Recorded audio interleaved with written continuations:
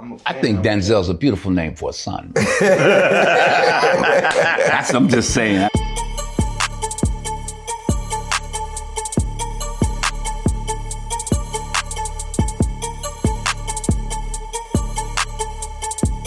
I correlate rapping and memorizing rhymes and stuff like that with acting because it's just it's the same thing. You just gotta memorize it. And even with our film, I would just take things that sound like it rhymed and like treat it like a run-on sentence. Yeah, you flipped it. But then you gotta go with the flow, right? Then you gotta let it go. Stanislavski said, cut 90%, do all that homework, do all of that. Then let it go. See what happens. Absolutely. You didn't know he hit you with that Nas stuff, right? I did not. Talk about that. I'm gonna be honest, you know, when we was doing our like pre-rehearsals and we would do our readings, when I get to talk to the OG, man, he was just telling me his innate love for like Memphis rap. When I tell this story all the time, people think I'm just lying out my ass. Like, you know what I'm saying? This guy really is of, you know, the culture in the sense that to keep up with. The brutalizer, the Buddhicizer, the accelerator. So when he said that, Put in your elevator. when he hit you with that, what were you thinking? When he hit you with that, well, the camera's rolling. The camera's rolling. Yo, he fucked me up with that one, man. Yeah, And then you say, what is this, a rap battle? You would love J.I.D., man. It's this kid named J.I.D. He just actually put out a new album. He's signed to like J. Cole and Dreamville. Right. Where's he from? He from Atlanta. Atlanta? This kid is nasty. Like, his flow is, like, unmatched. Like, I want to hear him and Kendrick on a song together so bad. Like, that's what I need that before I die. Like, I need to hear J.I.D. and Kendrick on a song together. You fuck with K-Dot? Oh, Lamar, yo, my Ain't he kids. fire? Oh, man, my kids. Man, that's one of my favorite rappers, like, of all time. And he one of my peers. You know what I'm saying? K-Dot. Another wordsmith. Ill-ass wordsmith, especially for my generation. They from the same cloth, him and Kendrick. And I think you would love J.I.D. You gotta check his shit out. Check him out. He's ill. You know, it's not too much people like fucking with him lyrically. What if like rapping was low key like your destiny? Like you would have been an ill ass rapper. Her father loved me, often invited me, still questioned me the story of my life from year to year, the battles, sieges, fortunes that I have passed. I ran it through. Even for my boyish days, to the very moment he bade me tell it, wherein I spake of most disastrous chances. That's Othello. So I'm a wordsmith too. I don't know how you did Othello. Look, I watched the film and everything, and like I used to have to pause it just to like Google, like, what is this old Latin, you know? Talking about Macbeth? It derived the words that derive from the Greek language. That is just like, it was so eloquent, and you killed it to the fact that I didn't realize, you know, like the whole Macbeth thing, like it was a black man portraying it. It didn't even matter. It was just it was eloquent. Your vernacular was crazy. The acting was insane, but it just showed that you was a pro, because I don't think anybody would be able to, you would have to be a wordsmith to be able to remember that kind of dialect and stuff like that. And I'm assuming it takes a lot of years on, you know, in theater to be able to like recite, rehearse, and remember that, like, you know. Were you ever intimidated in any scene with the master right now? Hell no, I was just fanned out. Yeah. You know, I was just like, man. Explain what that means for our audience, fanned out. It's just, my whole life, like, my mother gassed me up and told me I look like this, man. You get what I'm saying? So. If you had a penny, anytime it said you look like Denzel, I'll be a trillionaire, man. I'll be a trillionaire. Like, for real. D, it's true. I'm telling you. God, man, I swear to God, no bullshit. So, like, just being. So, Mom, should we tell him? You said that. Then you did it in the film. You said. What's the line? What's the line? In the movie. Yeah, you said. You said it in the movie. You said. Well, I don't know. Because I was like, you know, they say you might be my pops. You was like, You remember when you said that? What did I say? I forgot. You let it go with the flow. No, you were like, well, you was like this. Well, you gave an implication that it might have happened. That he might have been your son. Man, some of my earliest memories from you guys. I mean, together, y'all the dynamic duo. Y'all know that, right? But I would say it had to be, I'm going to have to go ahead and be cliche. My top two is, obviously, Malcolm X, Mo Better Blues, man. Mo Better Blues, man. You was just so fly, man. He was just fly. And my favorite part is when when you emphasize or improvise the rapping part, and it was a freestyle. And Mo Better? Yeah, because you was kind of like articulating how like, you know, the kids back then, you turned your hat backwards, you had the sax on you, the sax or the trumpet, but you know what I mean? And it was just fly to just see that, and that inspired a lot. How old were you then? Oh, man. 92? I was about 4 or 5. See, he didn't see when it came out. I saw it when it came out. I watched Juice when it came out. How old were you then? Like 3. I was like 3 or 4 when Juice came out. The underwear I got on are older than you.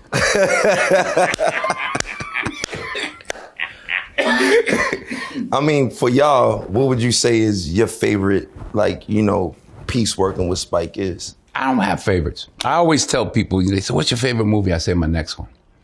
I'm not interested in the past. Actually, I've never seen Mo Better since. This is the premiere? Yeah, I haven't seen it. You did all your films? I haven't seen any of them from top to bottom. Malcolm X, Mo Better. The 4 films we've done together, I haven't seen from top to bottom since. Is that intentionally? I'm not interested in the past. I'm a trained professor. I'm one of graduate film school. So every semester I choose one film with my brother in it. Every time I do that, I see something new that I hadn't seen before. For sure. Wait, I fucked up. I messed up. It's actually He Got Game. Yeah, oh, He Got Game? That's top 2. Like, come on. You got game? He got Jesus Shellsworth? Yo, this is my problem with, like, I ain't gonna lie. D-Dub got a competitive problem, right? So he gets on the court with Ray Allen and he trying to spank a professional basketball player. He get me in the studio. This motherfucker want to battle rap me. Wrote his own shit. But let me tell you, shit. I got a funny story. So this is Ray's first film, so I had to get him a I started whipping his behind. That's what you get ready to tell him about? in the script. G's supposed to win 11-zip, but Denzel was like, fuck that. And so Denzel started throwing some lucky shots going in, and Ray says, time out. It's like it's a game. Not cut. Time out. He says, Spike, I'm supposed to win 11-zip. I think it was better for the film. Yeah, exactly. That was close. That's what I'm saying. Right. Denzel knew it was better for the film if he had some baskets, you know? So the scene, you know, when I'm on the Double dolly shot. dolly, man, your classic shot. Your classic shot. Keep talking. Yo, I'm getting robbed by Denzel right now. Hey, you know, that watch is gone. You know that, You right? can take him out of New York. You can't take the New York out of him, yo. You dig? It look better on you anyway, OG. I hope it doesn't So fit. you. I hope it doesn't fit. So basically on a dolly shot, right? It was basically supposed to be a facade in my head. Me imagining. Inside your man, because he the way the film is, he's gonna be your salvation. Yeah. And so this is in your imagination of how the music video would do when you were him. I think the illest part about that was trying to recreate the Sam Cooke moment. It's been a long time coming. You know? Double dolly shot from Malcolm Yeah, X. seeing Denzel. You know, on the that's dolly. my favorite. I've done this several times. It's almost become a signature shot. But that's the best use of that. We have many people told me that Malcolm knew he was on his way to assassination or my ballroom. And I said, how can I convey this? Because he's not going to say it. I said, double dolly shot. And then you got Sam Cooke singing, Chain's Gonna Come. He really robbed me for my motherfucking watch. Yo. Nah, I This is didn't, man. You an gave it honor. to me. We got witnesses. It's all on film. You gave me this. I'll rob you later. Hey, the minute he took it off your wrist, you should have known, man. Come on, where are you from? That's all you, OG. Where are you from, man? I can't afford it. It look better on you. Nah, there you see how he from this? There you go. Look, he gonna owe me later. Hold on to that, OG. Nah, I think if we being honest about your greatest dolly shots, for me, it's the Crooklyn one. Besides the Denzel one, you know. What's the one in Crooklyn? When he had the little girl Troy, she was on the double dolly, but then somehow I don't know how the fuck you did this. You had her like levitate all up in the air. She's on a crane. And she was running from you and the guy with the one arm. Yeah. In her dream. How did you get that shot done? It was a crane shot, and she was in the door of the crane, the seat of the crane, and we just moved down a block and moved it up. That was an ill ass shot right there, man. And when she cracks you in the head with the stick, with the dolly shot, yeah, Crooklyn was my shit, man. Do you have any dolly shots of this guy that you admired? I don't watch movies, man. I really don't. I'm just gonna be honest with you. I don't watch movies, man. I don't go to the movies. I don't watch movies. Is it because you make them? Probably. You know, I'm tired of movies, man. Yeah. Yeah. How many films have you made? Too many. So we got to go to IMDb. I think 50. 50. When's your album coming out? Why you doing that though, Spike? Like The world wants to know. I'm tired of answering for you. Yo, I just want to just drop I'm tired of answering. You know why ain't my album ain't out yet? Why? I'm doing movies with Spike Lee and Denzel. Don't put it on me. I gotta be here in New York at like 9 in the morning. You know what I'm saying? The first thing is you say is you're expecting. Oh, that go without saying. No. Everybody don't know that, but that's with everything, right? Nah, they know that, man. That go without saying. I'm just bullshitting. All right, and when's the album coming out? Man, listen, The world wants to know. I'm gonna just drop it. How about that? I'm gonna just drop it. I don't want to say another date. Disappoint people. Things happen. Things pop up. I just want to make the perfect album. Just drop it. I got a lot to say now. But is it done? It's done. It's been done. I just want to drop it. So it's a nuclear bomb? Man, I don't know. I think it's my best work this far. You know, I worked really hard on it. Oh, we know you work hard. You put the work in. You know, I think you'll love it, OG. I saw you steal that again too. Let me ask you a but it's question. all right, man. I didn't steal it, man. You gave it to me. Let me ask you a question. There were many times where rappers have been in films. People stop me on the street. They say, "Can you act?" I said, "You crazy?" Rappers specifically in movies and films, I think sometimes like a lot of directors are, you know, easily impressed by like a celebrity of a certain person or a different stature. And that's sometimes how they get their roles. With me, you know, it's just always like, I get it from the bottom. I really like go through the, you know what I mean? You're an actor. Yeah, I don't want anything handed to me. I want to earn everything, and I just want to do it all off pure talent and ambition. I don't mind seeing rappers on the silver screen. I love Mos Def as an actor. He's a phenomenal. I love what you guys did with Bamboozled. That was a. Let me ask a question. When the first time you met D, we went through talk about that. It was ill, man. I mean, I'm a fan. Did you sleep? Did you have trouble sleeping? It was difficult not to call my mom on the spot. You know what I mean? Because I just really wanted to, like, Ma, I'm here. I wanted to do that, but I'm like, nah, I ain't doing none of that. I'm gonna be professional. I'm not gonna fan out. I ain't gonna make this man feel weird around me. But I'm probably one of your biggest fans, man. You probably hear that all the time, but it's true.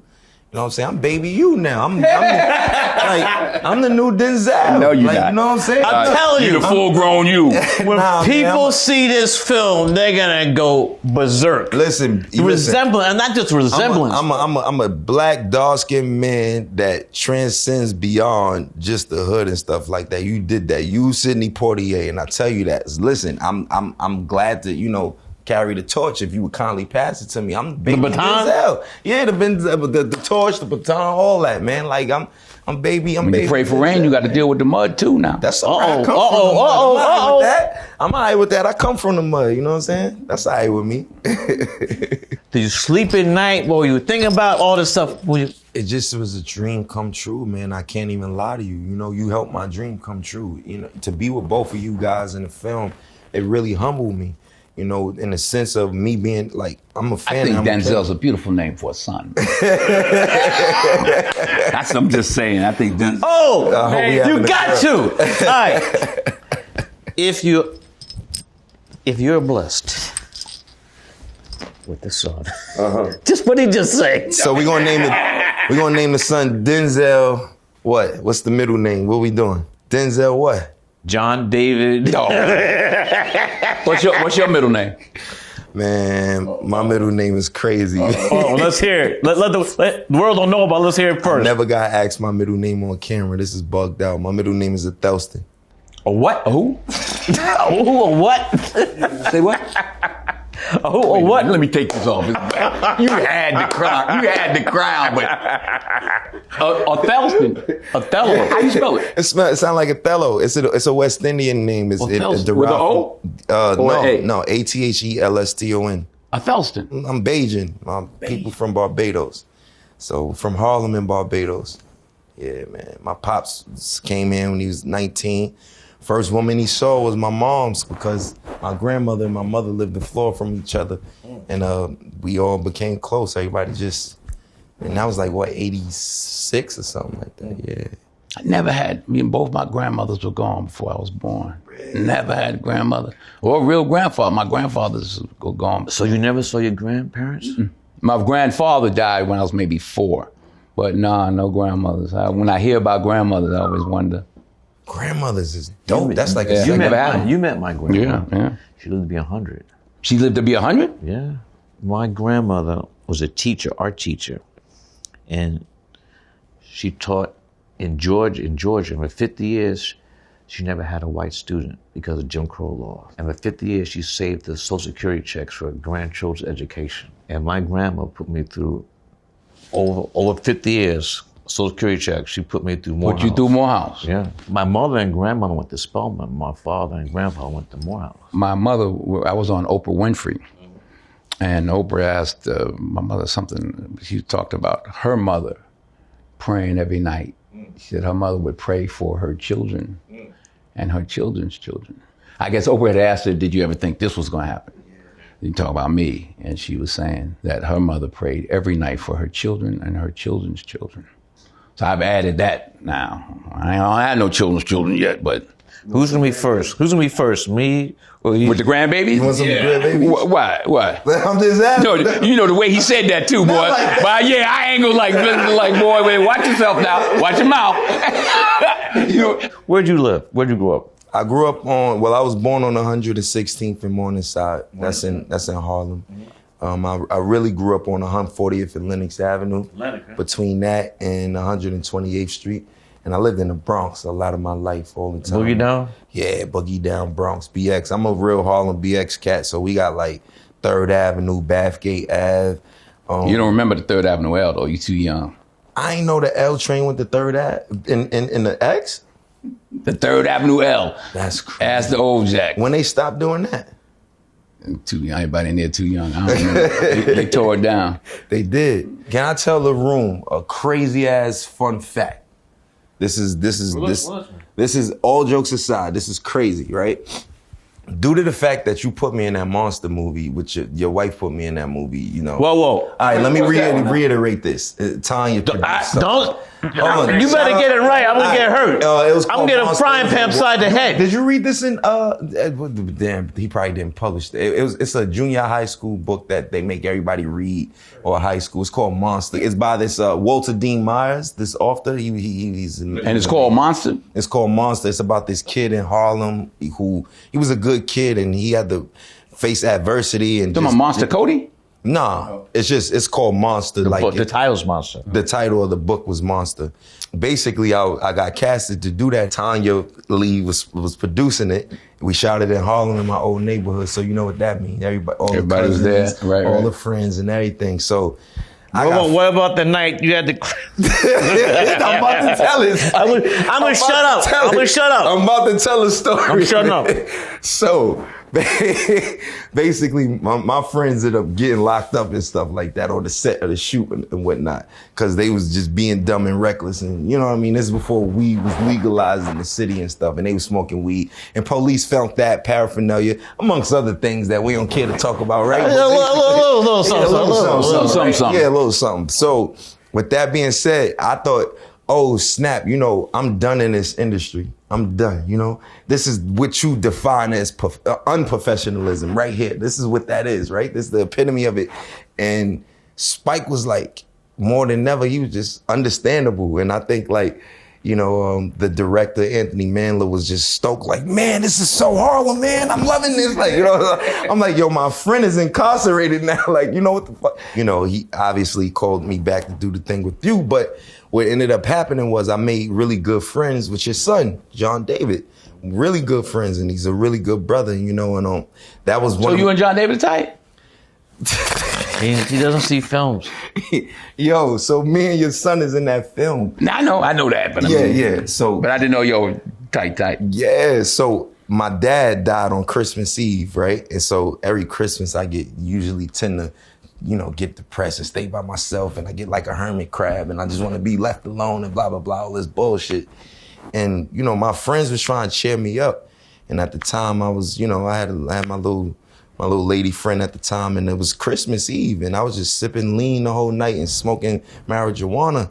And What'd you call it? yeah, marijuana. You know, the J ain't silent where I come from. So, you know, we was smoking a little bit of marijuana, right? And the shorty I was with was like, you know, just like bored out her mind because I was just depressed, right? And my brother Frank, he was just like, bro, get the fuck out the house, man. Frank Ocean. He like, bro, you got to get out the house. I can't see you like this, man. You know what I'm saying? Like, he like, bro, I'm gonna come through with y'all.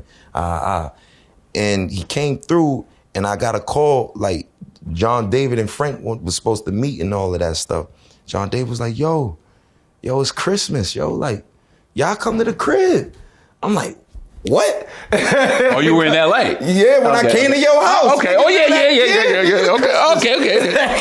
Keep going. This nigga done cooked for everybody like this. He only No, wait, back up. Wait, you just said I cook? Not you, but your wife and Samuel Jackson cooked that night. Yeah, your wife, Samuel, everybody, the friends and family, everybody was cooking. He had an apron on. And you know, the OG had came. So we get there, right? Beautiful, you know what I mean? I ain't gonna get too much details. Yeah. I ain't gonna get too much details of the decor and how it's laid out, because we know it's a lot of robbers out there. We ain't got time for that. A lot of pistols, too. Where you going? Correct. Don't get it twisted. Don't get it fucked up. Don't get it twisted. Well, look, the decor crazy and everything, right? So I go in and it's just a family vibe, man. It's just like, of course, it's JD, it's John David. It's gonna be a family vibe. Everything about him is honorable and positive, as you know. And I'm not just saying that because his father here is because we on cameras. He's a really good dude, you know, on and off screen. So long story short, we in there, we chilling. I got to see his wife. I got to see all the family, got to meet everybody. And OG just come through, right? And when he come through, it's like a movie. I damn near might have saw a light behind him. He came through, and he had a towel. Champagne working. He had a halo. Look, he had a towel over his head. He was going like this. My man took the towel off. I thought he was half Dominican. He had mad curls. Just I'm like, yo. Wait, how many years? When was this now? How long ago? It's like 2016. Okay. Yeah, this is like 2016. But you say it like it was like last week. That was 10 years ago, man. Yeah, it was 10 years ago. Yeah. You know what I'm saying? So he curly, all that. And so we chilling, and you gave me some of the illest advice. You was like, this your girlfriend? I was like, nah, this my friend. He was like, all right, cool. He was like, family, man, you know? He's like, in a few years, you know, you got to get it together. It's about the family. It's about this, you know? And I'll never forget that. My pops made it to where I met this man, you know, and got to be with JD and everybody on Christmas. I feel like that was divine, and I feel like that was more than just pure coincidence. Is that like a turning point, you think? Absolutely. Just due to the simple fact that, you know, it was just like, I got to meet my idol. One of my idols of all time, like this guy right here, no bullshit, man. You know what I'm saying? Like, word. Well, I think JD wanted to make sure I wasn't like his, you know, illegitimate biological brother or some shit like that. They might be brothers. Say, yo, nigga, come over here, man. I need you to swipe. Look, take this swab real quick and let me get that back. We got to check out, you know what I mean? If you had $1. I'll be a trillionaire. I'll be a trillionaire, man. I'm telling you. Yeah, wait till the movie comes out.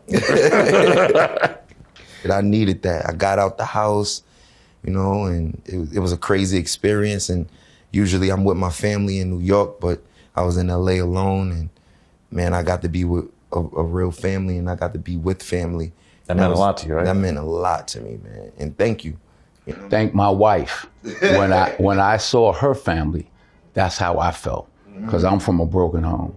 So I'm like, man, these people be crying and stuff together. And, you know, I knew I wanted to be a part of that. I just didn't know I wasn't a part of that.